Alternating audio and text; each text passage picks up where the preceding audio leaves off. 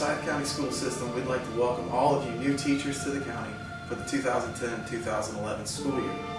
In today's instructional video, you will successfully learn how to hook up your laptop computer to the whiteboard.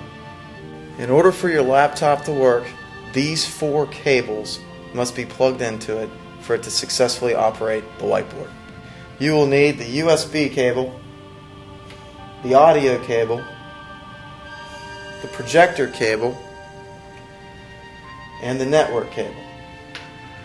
The USB cable will be either blue or black and will need to be plugged into the USB port.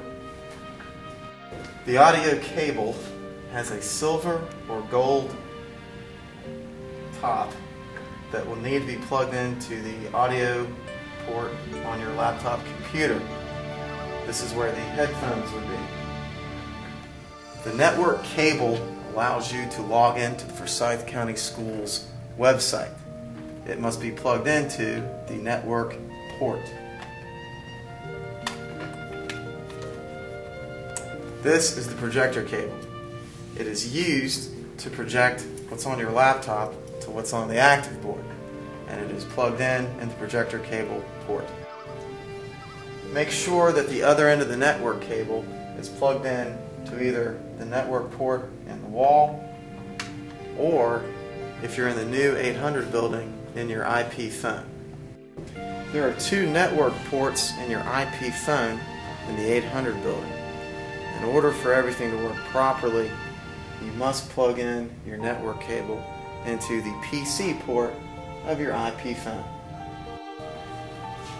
Your new HP ProBook that you've been given by the Forsyth County School System only has an average of 45 minutes to an hour of battery life. So it's very important that during your classes you make sure and always maintain that your laptop is plugged in properly. The projector cable has bendable pins. Please be very careful while inserting this into your laptop. This is what your computer should look like as the USB and audio are plugged in. This is what the back of your computer should look like as you see the network, power cord, and the projector are all plugged in properly. Now it's time for you to plug in your active board. You will see a black cord that hangs down below your active board. It needs to be plugged in for you to work. When you plug in the active board, you will hear a brief beeping noise. After the beeping noise, you will see a light in the upper left-hand corner of the active board, designating that it is on.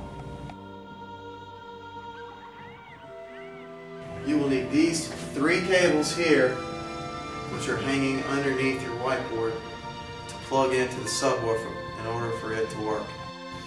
This is what it looks like when your input and output cables are plugged into your subwoofer correctly.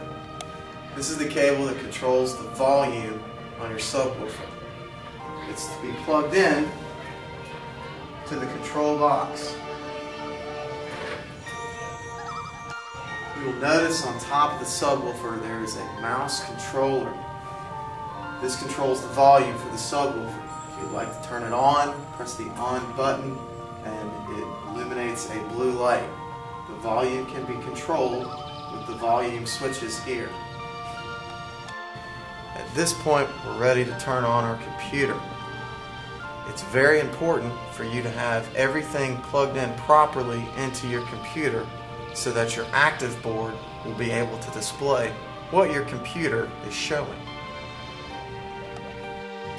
This is the standard remote to your Hitachi projector. All you do is hit the red power button towards your projector and the active board will turn on. When you turn the power button on the projector, a green light should show.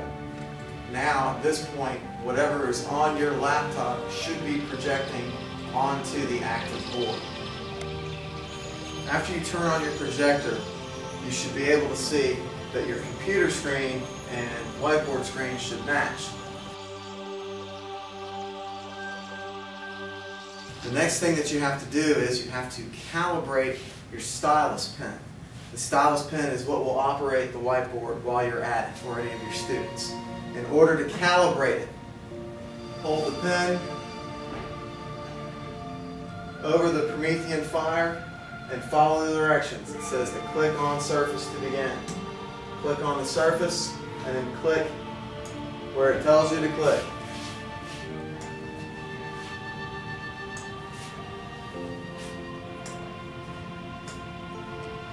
And now you're ready. As you can see, now the pen controls the mouse, and you're able to go through your Windows program just like you would if you were sitting at the desk of your computer. So, for example, if you wanted to get to PowerPoint,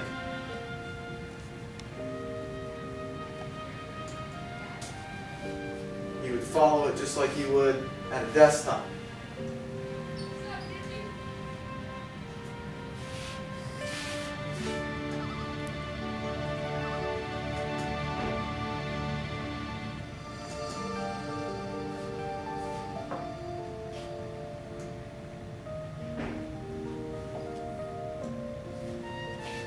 So then, if you're lecturing, you're giving notes, now you can do one bullet at a time, and the students will be able to write down everything you want them to write down. Somebody that's very important for you to know as a new teacher to the county is Miss Sylvia Everson. She's in charge of Angel, Infinite Campus, and the school website. Miss Everson, if they have any problems, what can you do to help them out? Well, the first thing they need to do is probably email me, and if it's an emergency, they can call me. The only problem is that I do teach part of the day, so if they call me during the class period that I'm teaching, it's going to be kind of hard to help them. So usually an email will help, and I can get to them as quickly as possible. We have lots of questions regarding grade books, and that's in the Infinite Campus. And Angel is our learning management system, and that is where teachers upload their documents, their notes, things for students to access when they're at home. Our school website is mainly for public relations. We don't normally put a lot of things on there that the teachers require the students to do, but that's where you'll find stuff about clubs and what's happening in the school, sports schedules, all the extracurricular activities. And then we have one page that just lists every staff member on there. So the teachers don't have to do a lot with the web page, but if they have something that the public needs to know, they send that on to me and I put that on the web page. Because the nature of the job, there are probably 1,000 things that I do that I forget that I do when somebody asks me what I do, because little things come up all the time, but it's just under this giant heading of miscellaneous. So that's how I spend the other parts of my day, answering questions about how to make something work using Active Studio. Actually, we call it Active Inspire now, and other software that we use in the classroom. What's the best time to get in touch with you? Best time is first, second, and third period, which means 8:30 to 11. Awesome. Thank you for stopping by. Sure, thank you. The other person you need to know is Mr. Tim Keyser. He's in charge of Fortec and all of the unities that you may send if you have a computer malfunction. Mr. Keyser, would you like to tell everybody about your job? Sure. Basically, I do exactly that. I run the Fortec program, and Fortec stands for Site Technicians.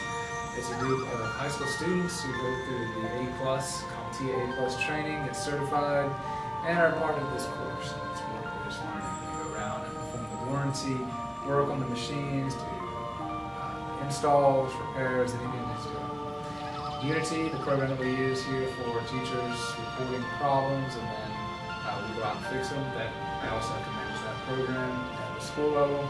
So I look at the cases, decide what needs to be done, and take it over. I also answer lots of phone calls and lots of emails for the second half of the day when Ms. Everson is teaching regarding all aspects of technology at school. So what would be the best time to get in touch with you? Never. Never is a good time to get in touch. But if it's absolutely important, from noon through 3 p.m. All right. Well, thank you for your time. And that is how you hook up your computer to the whiteboard and how you calibrate the whiteboard.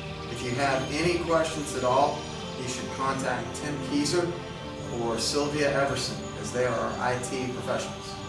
Thank you and have a great year.